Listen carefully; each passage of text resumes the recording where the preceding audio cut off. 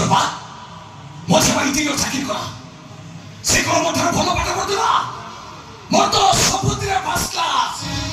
ମୋ ପାଠ ପଢା ଦେଖି ସମସ୍ତେ କହୁଥିଲେ ମୁଁ କୁଆଡ଼େ କଲେକ୍ଟର ହେଇଥାନ୍ତି। କିଏ ମନେ କରୁଥିଲେ ତତେ? ମୁଁ କଲେକ୍ଟର ହେବି। ତୋ ଜନ୍ମ ଘଟିଲେ କଲେକ୍ଟର ତ ଦୂର କଥା, ଗୋଟେ ପିଅନ ବି ତ ହେଇପାରିବୁନି। ମୁଁ ତମକୁ କଥା ଦେଇ ଯାଉଛି ହରିଶ ଦାସ, ଏ ଚନ୍ଦ୍ର ଦିନେ କଲେକ୍ଟର ନିଶ୍ଚୟ ହବ। ତମ ଇଞ୍ଜିନିୟର ଭାଇଠାରୁ ବହୁତ ବଡ଼ ଚାକିରି କରିବ। ଆଜି ତମେ ମତେ ତମ ଘରୁ ବାହାର କରିଦେଇଛ, ହେଲେ ଦିନ ଆସିବ ଦିନେ ମୋ ଦ୍ୱାର ଆଗରେ ତମେ ଗୋଡ଼ ଭାଙ୍ଗି ଠିଆ ହବ। ମନେ ରଖ, ସେ ଦିନ ତ ଜୀବନରେ କେବେ ବି ଆସିବନି। ଆସିବ ଆସିବ ହରିଶ ଦାସ, ସେ ଦିନ ନିଶ୍ଚୟ ଆସିବ। ବୈରାବାଦୀ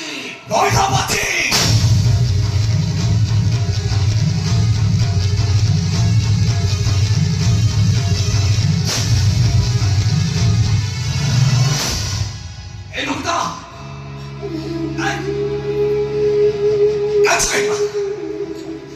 ମୁଁ ତତେ କହୁଛି, ତୋ ସ୍ୱାମୀ ତତେ କହୁଛି, ତୋ ପେଟ ମୁଁ କେବେ ବି ଉପାସ ରଖିବିନି, ତତେ ମୁଁ ପୋଷିବି। ଆଜି ଏଇଠି ସମସ୍ତ ସମୟରେ କଥା ଦେଇ ଯାଉଛି, ତୋ ସ୍ୱାମୀ ନିଶ୍ଚୟ ଦିନେ କଲେକ୍ଟର ହବ। ଆଗ ଯାହାର କେହି ନାହିଁ ତାର ପରା ଚକା ଅଛି, ଯାହାର ଘର ନାହିଁ ତାର ପରା ଚକାର ମନ୍ଦିର ଅଛି, ଯାହା ହାଣ୍ଡିରେ ଭାତ ନାହିଁ ତା ପାଇଁ ପରା ଖାଲି ଥାଳି ଅଛି। ଆଜି ଏଇ ଥାଳି ମତେ ଆଜି ରାତିରେ ଭାତ ଗଣ୍ଡିଏ ଦବ।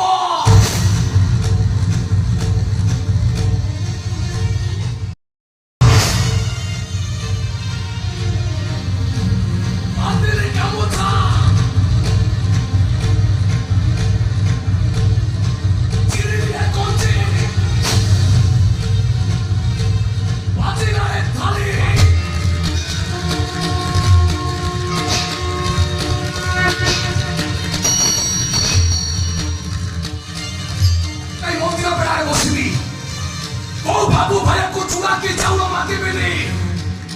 আজি পর্যন্ত চন্দ্র হাজার হাজার দর্শক কুমার পাই হরিশচন্দ্র গীত গাউଥିଲା। আজি বস্ত্রী পাই বস্ত্রী পেটে উপাস ଥିବା ପିଲାଟା ପାଇ ଏ ଚନ୍ଦ୍ର ଆଜି ଗୀତ ଗାଇବ, ଜଗନ୍ନାଥଙ୍କର ସେଇ ଗୀତ ଗାଇବ।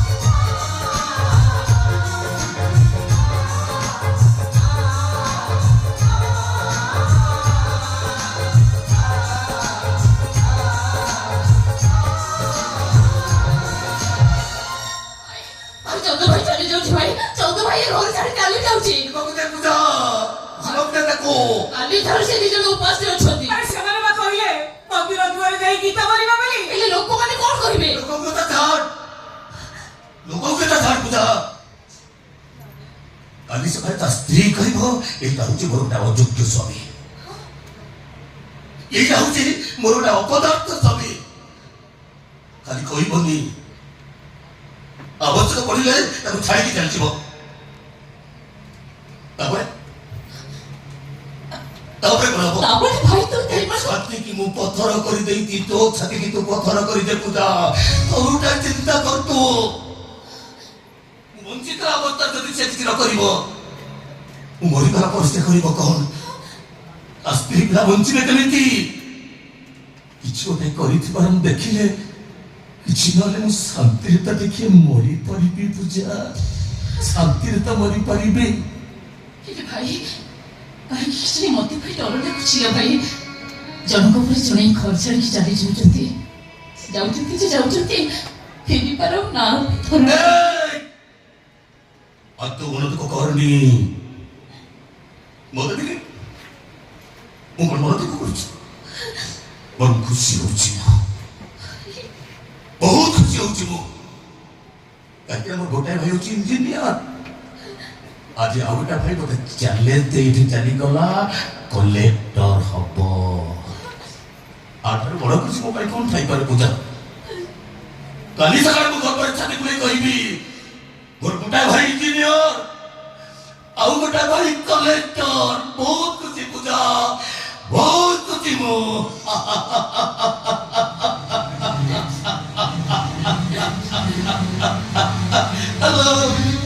ଆଲୋ ମୋର ଗୋଟାଏ ଭାଇ ଇଞ୍ଜିନିୟର, ଆଉ ଗୋଟାଏ ଭାଇ କଲେକ୍ଟର।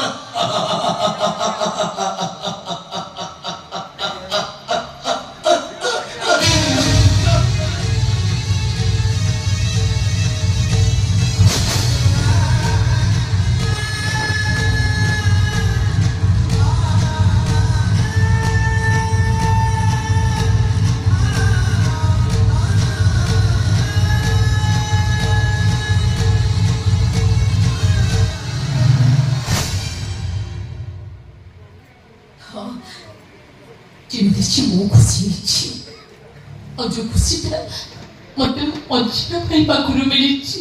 ହେ ପୂଜା, ତମେ ରୂପ ପାଖକୁ ଯାଇଥିଲ ନା? କଣ କହିଲା ସିଏ? ଆଉ ମଝି ଆଣିବ ସେ କଣ କହିଲା? ଭାଉଜ ମଝିଆଣି ଭାଉଜ କଥା ତମେ ଜମା ପଚାରନି। ତମେ ଜାଣିଛ ନା, ବଡ ଭାଇଙ୍କ କଥା ଶୁଣି ତାଙ୍କର ଭାରି ମନ ଦୁଃଖ ହେଲା। ତାଙ୍କ ଆଖିରୁ ପୁରା ଧାର ଧାର ଲୁହ ବୋହି ବୋହିଲା।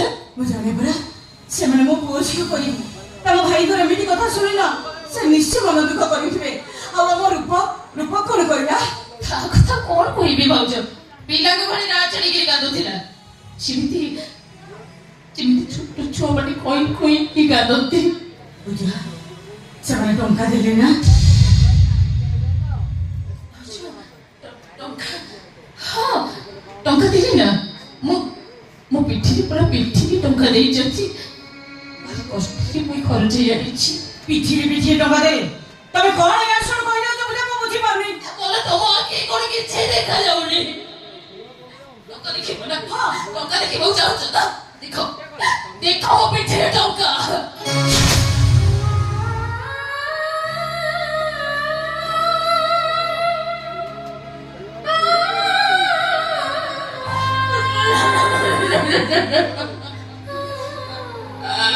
ପୂଜା, ଆରେ ତମ ପିଠିଟା ଭାଙ୍ଗିଲା କେମିତି? ଟଙ୍କା ପାଇଁ ଯାଇଥିଲି ପରା। ହଁ, ଟଙ୍କା ମାଗିବି, ସେମାନେ ମୋତେ ଟଙ୍କା ଦେଲେ। ହେଲେ ଭାଉଜ ମୋତେ ଚୋରଣୀ ବୋଲି କହି ବେଲ୍ଟରେ ପିଟିଲେ ଭାଉଜ।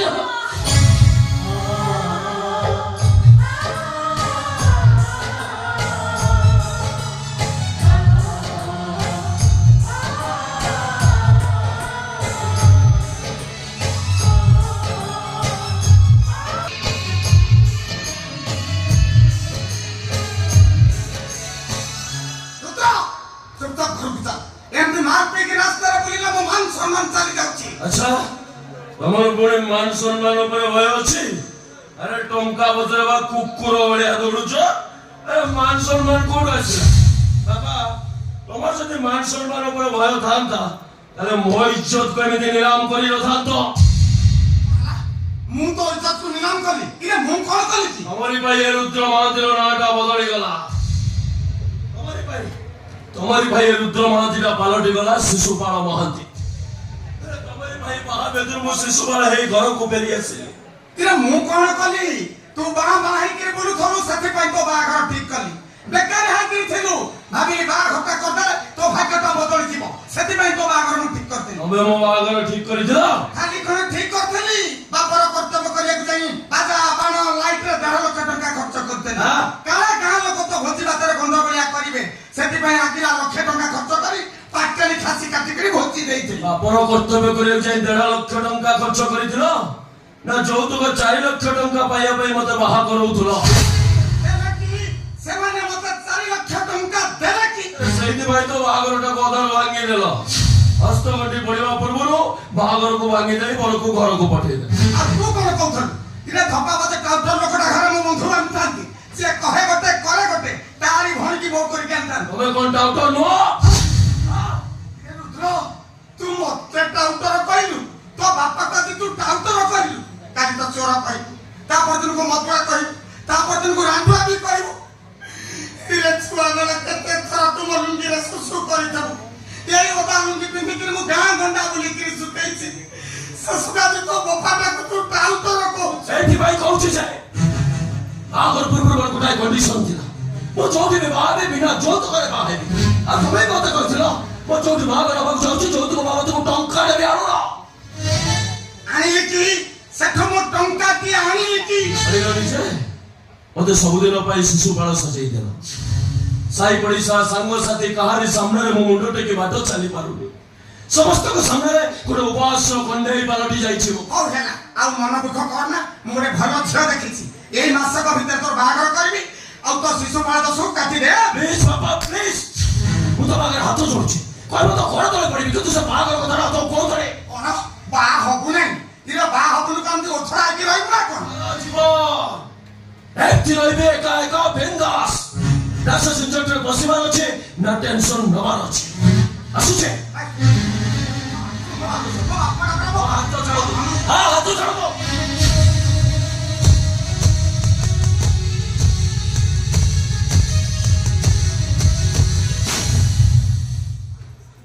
ମଣିଷରେ କରିବ କଣ କହିଲ? ଇଏ ଟୋକା ମନା କରୁଛି ବାହା ହେବିନି। ଗୋଟେ ଭଲ ମାଲଦାର ପାଟି ମୁଁ ଯୋଗାଡ଼ କରିଥିଲି। ଅବଶ୍ୟ ତା ଝିଅଟାର ୱେଟ 97 କିଲୋ, ରଙ୍ଗ ଶ୍ୟାମକାଳୀ, କିନ୍ତୁ ବାହାଘରଟା ହେଇଥିଲେ ଟଙ୍କା 10 ଲକ୍ଷ ମିଳିଥାନ୍ତା। ଇରେ ଟୋକା ତ ରାଜି ହଉନି, ମୁଁ କରିବି କଣ? ନା, ମୁଁ ଲାଗିକିରି ରହିବି। ଇରେ ମୋ ପୁଅ ଯଦି ବାହା ହେବା ପାଇଁ ରାଜି ନ ହଉଛି, ମୁଁ ବାହାଇ ପଡିବି। ଟଙ୍କା 10